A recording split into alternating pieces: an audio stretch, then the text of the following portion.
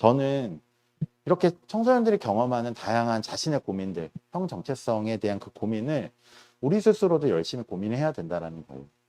이들이 청소년기는 성장의 시기라고 말씀하잖아요. 자기 정체성을 깨달아가는 자기 존재가 무엇인지를 알아가는 그런 시기이기도 합니다. 중간에 이거는 그 과정 자체가 기쁨이고 축하받을 일이라고 생각하는데 실제적으로 자기를 혐오하면서 자기를 탓하면서 그다음에 자기를 원망하면서 그 감정이 동시에 일어나는 어떤 상황들에 우리 사회가 정말 그 성 정체성에 대한 그 고민을 충분히 수용하고 함께 동행하는 자로서 함께 갈 수 있다면 그 다음에 그 고민을 더 열심히 할 수 있다면 더 좋지 않을까라는 생각이고 우리 모두가 울타리가 되었으면 좋겠다. 물론 청소년 스스로도 독립적인 존재고 스스로 자기의 어떤 진로와 길을 찾아나가는 주체적인 삶을 살고 있지만 그럼에도 우리가 주변인으로서 방관자로서 남는 게 아니라 그런 어려움을 목격했을 때 함께 동행하는 울타리로서 더 나아갈 수 있었으면 좋겠다라는 거고요.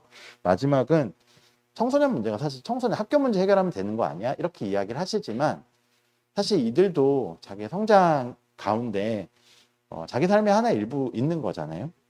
그러니까 세상이 지금만이 아니라 더 나아질 거고 우리가 충분히 그 과정을 함께 할 수 있다라는 비전과 희망을 보여주는 거, 그다음에 다양한 과제들, 사회를 변화시켜 나가려고 하는 그런 과제들을 함께 해결해 나가고 이 모든 것이 지금 살아가고 있는 청소년 성소수자들에게 굉장히 중요한 영향을 미치고 있다는 거. 지금 물론 내가 학교에서도 힘들고 숨겨야 되고 어둡고 힘들지만 우리가 앞으로는 달라질 거야. 앞으로는 좀 더 다양한 사람들이 존중받는 사회가 될 거야 라는 그런 믿음과 희망을 곁에서 함께 해줬을 때 이들은 지금 힘들더라도 이것은 충분히 바뀔 수 있고 앞으로의 청소년들의 삶은 조금 더 나아질 수 있을 거라고 생각하거든요. 저는 그 과정에 인권의 역할도 있고 또 여기 계신 여러분들의 어떤 또 주 역할일 수 있는 문학의 역할일 수 있다고 생각해요.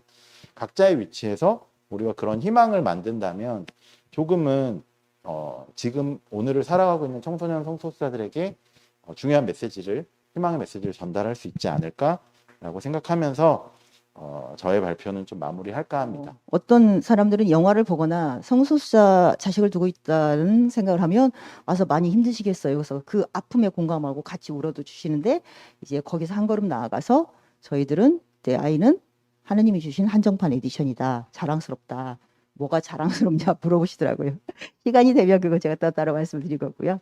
또 커밍아웃해서 저희가 가끔 아이들이 부모님이 저 때문에 돌아가실까 봐 걱정이에요. 이렇게 얘기를 해요. 그래서 부모님은 자식이 그 커밍아웃 했을 때 죽고 싶을 만큼 힘들지만 죽는 부모는 없다. 그러니까 넌 네 걱정을 해라. 왜냐하면 그 반대의 경우에 부모님한테 커밍아웃을 했다가 부모님한테 이런 막말을 듣고 상처를 받으면 진짜 아이들은 많이 죽거든요. 이런 연구 자료를 보면 부모에게 커밍아웃해서 상처받았을 때 자살률은 보통 청소년의 자살률보다 8배 정도 돼요. 이상이 돼요. 그래서 부모한테 버림받을까 혹은 부모님이 상처받을까 걱정하지 말고 부모한테 버림받기 전에 기다렸다가 부모님이 너를 받아들이지 않으면 네가 먼저 부모를 버려라 라고 얘기를 하는 이유는 이렇게까지 왜 얘기를 하냐. 커밍아웃 했을 때 부모 가족의 평온이 깨지잖아요. 그걸 굉장히 두려워하는데 부모나 가족의 평온이 깨질까 봐 걱정하는 그 시점에 커밍아웃을 하는 친구들은 도저히 이걸 하지 않고서는 자신 존재가 부서질 지경이 되어서 하는 것이기 때문에 이런 정도의 저희가 얘기를 하고 있거든요. 이런 부분에 대해서 저희가 다니면서 많이 얘기를 하는데 이렇게 많은 관객들과 만나서 얘기하는 건 물론 당사자들이나 엘라이들이 힘을 얻고 지지를 얻기 위하기도 하지만 이런 이야기들이 사람에게 가시화가 되어서 우리 여기 있다. 트랜스젠더도 있고 다른 LGBT도 많이 있는데 좀 알아봐주고 이게 사회 안에서 같이 살면서 성소수자가 아닌 사람들도 그 누구나 다 소수자성이 있으니까 같이 연대하고 침묵하지 말고 같이 나아가자 그런 얘기를 하고 싶었던 이야기입니다. 이거는 이제 작년에 있었던 그 다음이라는 청년 성소자 단체입니다. 청년 성소자 단체에서 청년 성소자 3,000여 명을 대상으로 조사를 했던 건데 이분들한테 자기가 정체성을 인식한 시기, 나는 뭐 게이야, 레즈비언이야, 트랜스젠더야라고 인식한 시기는 언제냐? 그랬더니 평균 14.7세라고 합니다. 근데 그러면 이걸 받아들이시기. 아, 나는 게이야라고 생각하고 하지만 나는 게이로 살아야겠어. 아, 나는 역시 나는 어쩔 수 없는 트랜스젠더인가 나는 트랜스젠더로서 뭐 한테 말을 해야지. 아니면 뭐 수술을 받거나 해야지. 뭐 이렇게 어쨌든 트랜스 살아가야겠다고 결심한 시기를 생각하면 얘기 물어보면은 17.8세입니다. 트랜스젠더는 더 간극이 크죠. 보시면은 트랜스 여성 같은 경우 13세 이제 정체성을 이식하는데 거의 성인 다 돼서 19.4면 성인 다 된 거죠. 만 19.4세면 이제 성인이 돼서야 이식합니다. 이 3년에서 5년의 간격 동안 뭘 하고 있을까요? 끝없이 계속 고민을 하는 거죠. 이게 맞나? 내가 좀 이상하게 생각하는 거 아닌가? 혹시 주변에 혹시라도 물어볼 사람 누가 있을까? 혹시 찾아볼 사람 있을까? 혹시 이렇게 살면은 난 살 수 있을까? 제대로 살 수 있을까? 답이 없는데 그냥 포기하고 억누르고 살아볼까? 이걸 끝없이 고민을 합니다. 끝없이 고민한 끝에 한 18세 정도가 돼서 이제 이걸 받아들이고 또 얘기를 하고 해요. 그래서 사실 트랜스젠더 아니라 성소수자 커미아웃을 한다는 거는 이 커미아웃이 갑자기 어떤 사람한테 이제 갑자기 다가오는 것처럼 느껴지긴 하지만 이제 특히 부모님들 같은 경우는 애가 왜 갑자기 잘 살던 것 같은 애가 왜 갑자기 고등학생 되더니 나 엄마 나 게이야라고 얘기를 하냐라고 하지만 그동안에 있었던 꽤나 억눌렀던 시간들 3년에서 4년까지 겪는 시간들이 충분히 녹아낸 결과다. 그래서 이게 어느 날 갑자기 나는 게이입니다. 어느 순간 갑자기 나는 동사이자입니다. 나는 갑자기 여자입니다 하고 뿅 하고 바뀌는 것이 아니라 이제 그만큼의 어떤 시간들이 있었다는 거. 그리고 그 시간들을 줄이는 것이 어떻게 보면 사회 혐오와 차별이 적을수록 내가 드러내도 문제가 없을수록 받아들일 환경이 많을수록 이 시간이 줄어들겠죠. 인식하면서 바로 얘기할 수 있는. 어쨌든 그 인정투쟁의 서사가 주를 이루는 것에 대해서 나쁘지 않지만 이것만으로는 너무 아쉽지 않은가라는 생각이 저는 되게 많았어요. 아주 오랫동안 이 생각을 많이 하고 있었고 좀 다른 작품들, 다른 결의 작품들, 그러니까 그 퀴어들의 이야기를 막 욕하고 화내고 막 분노하고 뒤집어 엎고 처음에는 울었죠. 근데 지금은 욕하고 화내고 분노하는 이야기들이 좀 더 많은 것 같고요. 근데 전 이 다음 단계의 이야기도 좀 빨리 보고 싶은 생각이 있거든요. 근데 아직 그 다음 단계의 이야기까지는 많지 않은 것 같습니다. 그리고 보고의 서사라고 이제 저는 이름을 붙였는데 있음을 드러내는 방식이죠. 중요하죠. 아까 앞에서 오전에 발표하신 선생님들도 이 부분을 굉장히 많이 얘기해 주셨는데 왜냐하면 가시성이 없잖아요. 사실 굉장히 많이 있는데도 불구하고 없는 것처럼 옆에 있어도 완전히 무시해버리고 그 다음에 뭐 있어도 있다고 자기를 말하기 굉장히 어려운 상황이고 이런 방식들이 계속 반복되기 때문에 있음을 드러내는 방식도 저는 되게 중요하다고 생각을 해요. 근데 아까도 말씀드렸지만 이 있음을 어떤 방식으로 드러낼 것인가가 있음을 드러내는 것보다 더 중요하지 않을까라고 생각을 합니다. 그러니까 피해자의 서사로 그려지지 않았으면 하거든요. 근데 대부분의 퀴어 서사에서 퀴어인 주인공은 피해자로 그려져요. 왜냐하면 아까 말씀드린 거죠. 그 공격적인 방식의 재현들, 폭력과 모멸과 멸시와 이것들이 계속 그려지고 그 안에서 살아남을 수 있는 사람이 얼마나 있을까?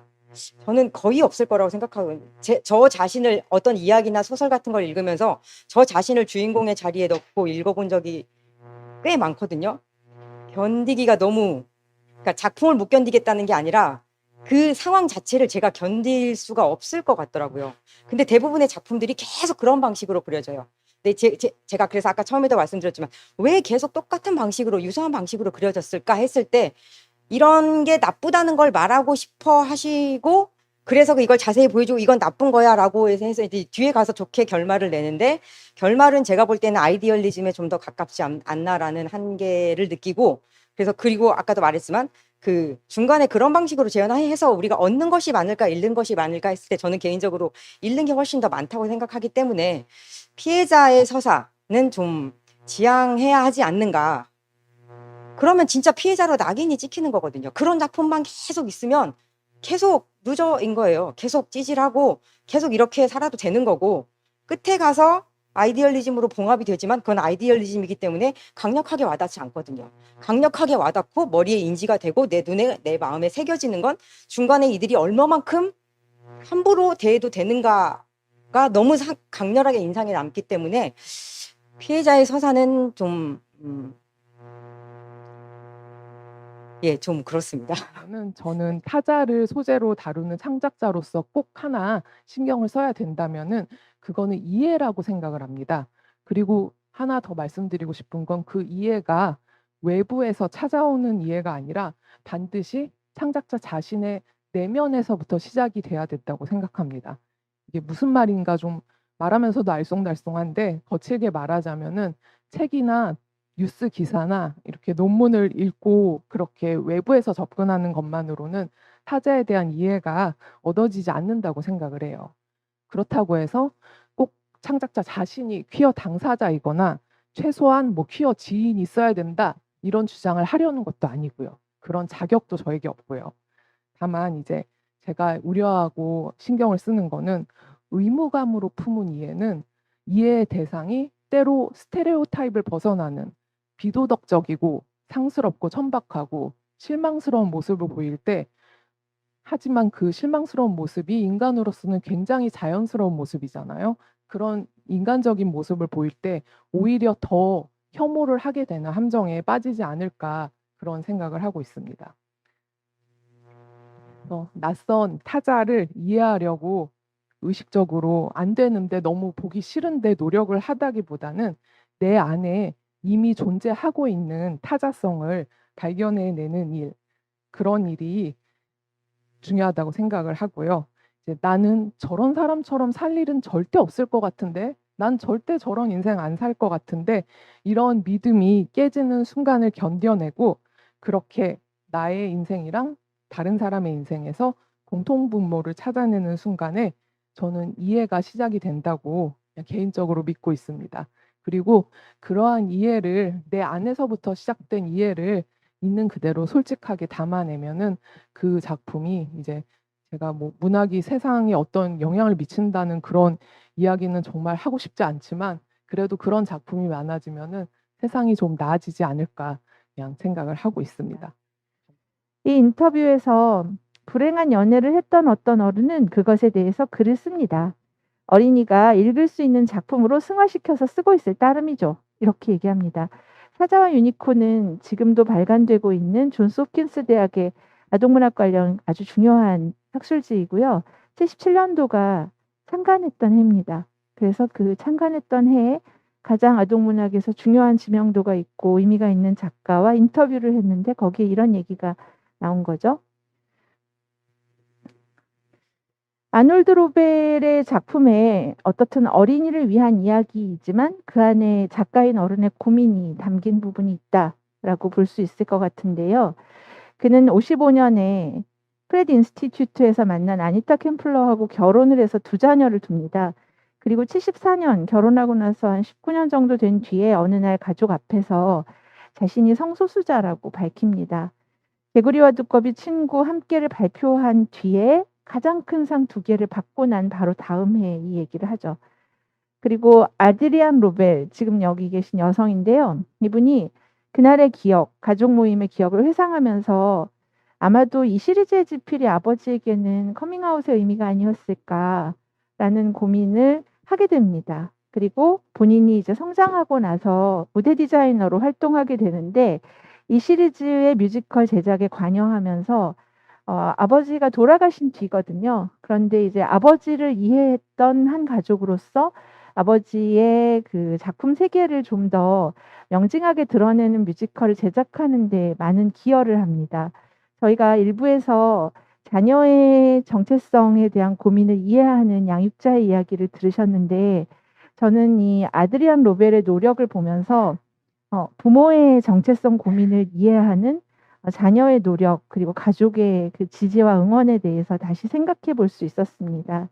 그렇다면은 남성다움이 사실은 그 비전통적인 남성들 사이에서 상당히 문화적인 코드나 이렇게 스며들어 있는 상태인데 한국에서는 왜 10대들이 그렇게 10대 청소년들이 여혐 발언이라든가 아니면은 그 퀴어 혐오라든가 이런 것들을 하게 되는가? 사실은 10대 청소년들이 한국 사회의 특수한 현상 중에 하나는 군대 문제가 있다는 것이고요. 그래서 강한 남성성이 요구가 되어지는 거죠. 예. 그 강한 남성성을 가져야지만 되는 어떤 심리적인 강박이 없지 않아 있다고 생각을 하고요. 저는 분명히 그 부분도 짚어져야 된다고 생각하고요. 또 하나는 남성 역할 규범에서 그 남성 쪽으로 남성 바깥을 상상하기 시작할 때 여성다움의 바깥으로 가는 거하고는 조금 달라요. 왜냐하면 남성다움이 바깥으로 가는 건 중심이 주변이 되는 거거든요. 예, 스스로 남성이 가지고 있는 중심으로서의 권력이라든가 이런 것까지 이제 포기하는 그런 부분도 없지 않아 있는 거죠. 그렇다면은 이런 두려움 때문에 자신의 내면에 있는 비남성적 기호가 발견되더라도 무의식적으로 남성성을 도리어 강화시키고 또 남성성을 거부하고 이런 방어 기제에 대해서도 문학에서 섬세하게 묘사가 되어야 된다고 생각하고요. 또 특히 이거는 제가 어른이 들어야 된다고 말씀드린 이유 중에 하나가 아까도 그 퀴어를 둔 부모 입장에서 봤을 때 퀴어를 둔 부모 입장에서 그 강한 거부를 느끼는 것 중에 하나가 이 사회에서 평범한 아이들처럼 살 수 없다라는 거를 알고 있기 때문에 그런 일이 벌어진다고 할 때 이런 억압 현상은 어른들이 강요하게 되는 부분도 있죠. 남성다움의 바깥을 차단시키려고 하는 그런 것들이 어른들이 조금 강화하는 그런 부분도 있다고 생각합니다.